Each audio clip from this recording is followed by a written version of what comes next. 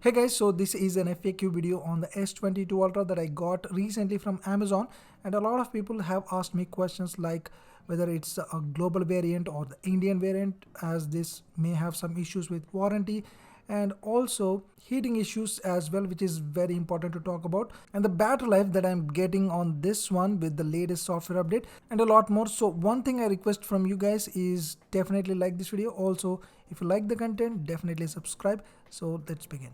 So if you want to check whether your phone is a global variant or Indian variant, etc., so you need to check for something called CSC, you could say country specific code.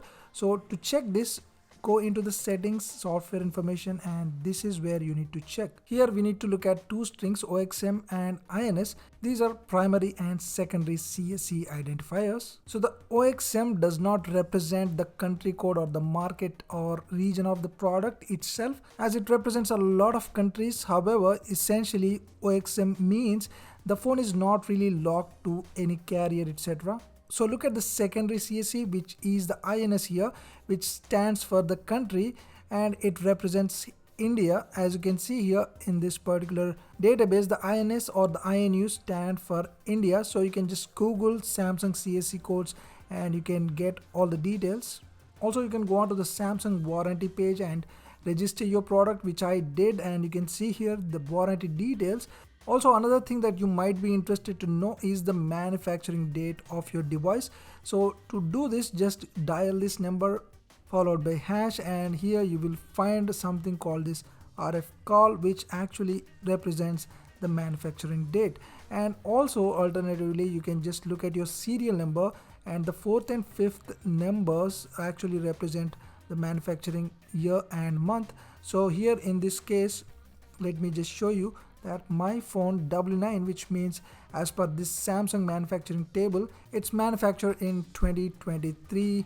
So that's pretty good. The reason for this is that generally a product goes through a lot of hardware revisions, which may rectify some issues from the first batch onwards.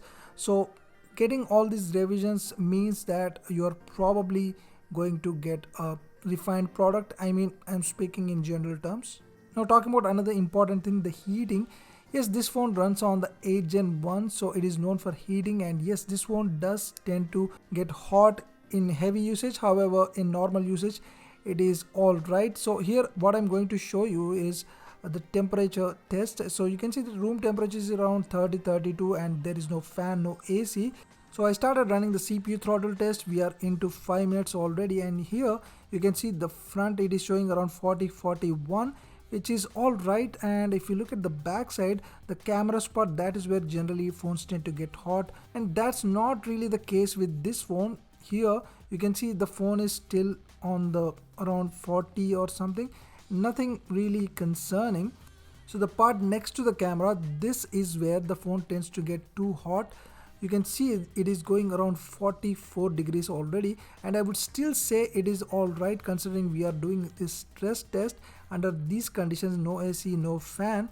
Even most phones may go around 42-41 at least, so not a huge difference. However, the throttling is also something that you need to consider, and the phone doesn't seem to throttle too much like from what I have seen from other recent phones. So now we can see some throttling, the orange lines, and here after some time, around 8 minutes mark, I tested this again, and the phone still doesn't seem to continuously throttle aggressively. As you can see, there is spike in the performance. So now you can see the temperature has increased slightly, around 43 from 41, and even on the back here, if you see here, it is going almost around 46.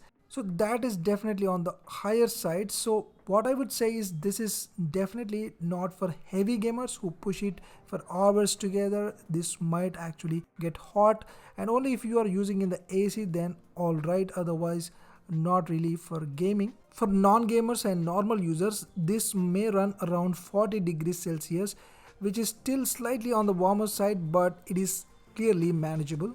Also, I want to make it clear that I was using the optimized speed setting, which is very important. As you can see, if you go into the battery and more battery settings, you can actually choose the clock speed or the performance.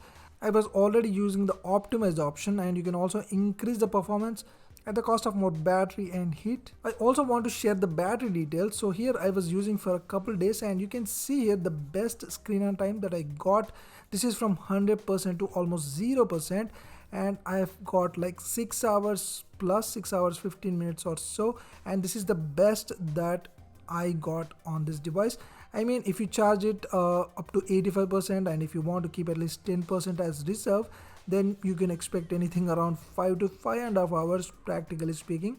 So that is the battery that probably you can expect with normal moderate usage. There was no gaming, I was using normal OTT apps, YouTube, etc. So yes, this is what I was getting. So let's talk about how I got this deal. So this was selling for about 85,000 rupees, and there was a coupon already included that is 7,000 rupees worth, and also on top of that I got 12,000 rupees bank or card discount along with some 4,000 rupees no cost EMI. So if you do not include no cost EMI discount, then you could say I got it for 66,000.